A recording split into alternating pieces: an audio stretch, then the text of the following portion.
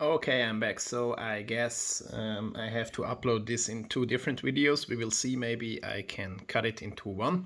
I'm not sure about that. However, we have talked about the differences, the different types, the compare to the KDs, the tools, the assembly fixture, the assembly process, and all the different parts. And now I'm up for a demonstration here. So on the left side, this LPG car is made by Athearn. I took out the McHenry coupler and I added a double shelf coupler. Let's see. The thing is, the camera is right in front of my eyes, so I'm not sure if I can manage to open up the coupler. However, technically it works like this. So one car is pushed by a locomotive, it comes onto the another car, and then the knuckles lock in place. And you can see you have coupler slack, however, it's way less than with KDs, at least that's my opinion. You have less coupler slack, and once you have coupled onto the other freight car, you come on top over with the magnet. Make sure you're right above the coupler. Here comes the magnet. Coupler is open, you can come back.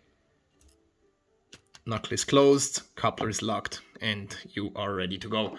So I prepared some different rolling stock here to show you guys the main differences. So on the left side again we have a double shelf coupler, then on the right side here on the DODX car we have an extended shank E-type coupler. And for demonstration purposes I'm going to show you guys, so I added two regular E-types, so not the extended shank, the regular E-type coupler. This is how they look. I use number 6 Pico turnout, and regarding the radius and all that, I didn't have any problems with the E-types here. Originally, I thought about using the extended shank, however, with 23 cars, so I don't have the 23 cars don't have enough space on my modular layout here. However, when I decide to run my DODX train at a friend's layout, I definitely have to go with the E-types because first of all, they look awesome. The cars are pretty close to each other. It looks absolutely prototypical. I love it. And on the other hand, if you add up the extended shank coupler by 23 cars on both ends, you end up getting a way longer train than you actually have to, because the regular E-type works fine. So again, LPG car, not weathered yet, with the double shelf coupler here as well on the other side. So again, camera is right in my face, I'm not sure if I can show it, however, this is how they work, if I can align them, and that's the other thing you can do with this little tool here, you align the couplers, and there the knuckle closes, and then you can push and pull the train. And let's open up that knuckle again. There you go, little body wobble on the Automax carrier. This on the left side, I use the regular E-type. It goes with the Automax carriers by scale trains, rivet counter. However, if you have intermount bi-level Autorex, then you have to go with the extended shank, the 0.100 or the 0.130 extended shank couplers.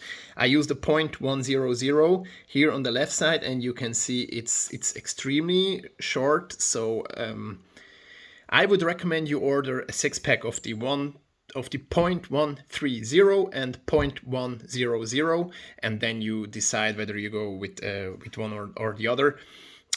Just make sure you test both because it's pretty close here to use. So let's take this train, move it down the road, because I want to show you guys some of my favorite cars here. We have to turn the switch here. That was the switch on the right side. So I added two E-type couplers. Let's adjust the camera here. You can see the two E-types here.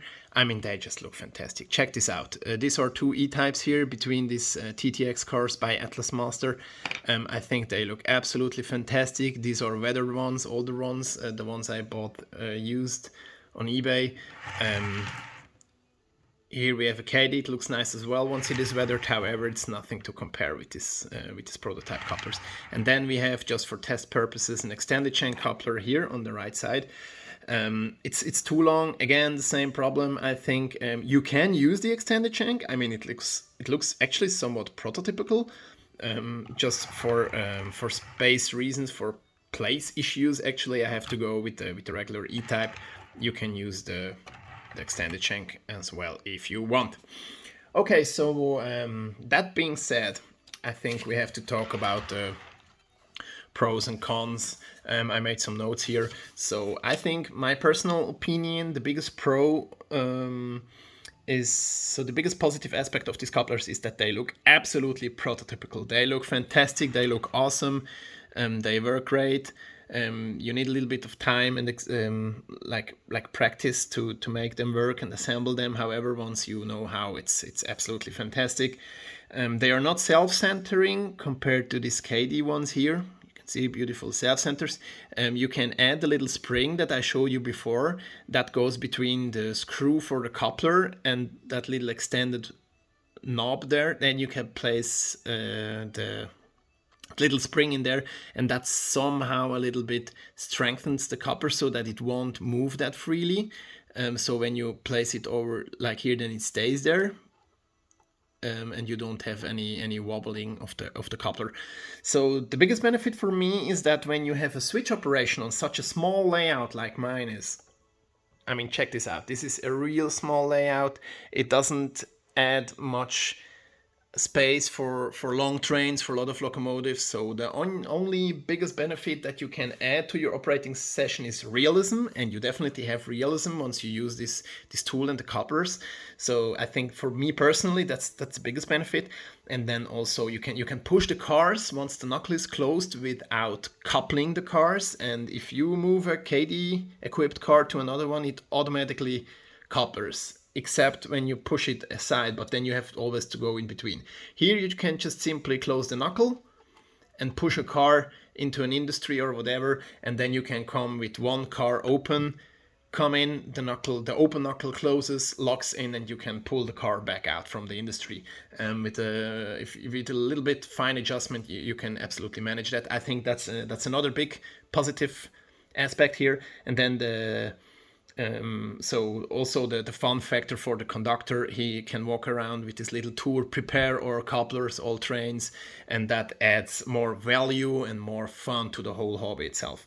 So the cons, on the other hand, is one, the cost. They definitely do cost more. So a 6-pack of them cost $15. I don't have a huge budget for my hobby, so I cannot refit all my freight cars at the time. I just have to make it step by step and order by order, because I cannot afford to order, like, I don't know, couplers for, hell, I don't know, like 80 cars or so. I have to do it bit by bit. However, that's just me. There are other people around that have a way bigger budget for the hobby, and so I think for them it wouldn't be any problem. That's a switch motor. I think for them it's an easy thing to do, and for others they have the same struggle as me. Then also the assembly. So the assembly takes a while. It's a fiddly work.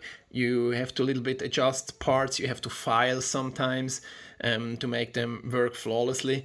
My personal opinion, the assembly is absolutely doable. It takes a little bit time, a little bit of practice. But once you figure out how they work, it's pretty easy to do. And another great thing, I show it with the KD, but it's the same with the Sergent ones.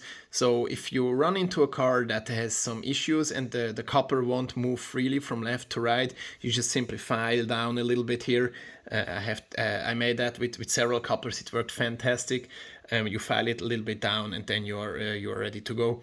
So you can make adjustments there. And then also, so the cost, the assembly process, and also the fidelity of the parts. Sometimes, I mean, I lost this little steering ball. I have lost like 10 times, and then I had to use a magnet and search all around the ground around my little working stool there. So that was a little bit tedious. However, it's absolutely doable.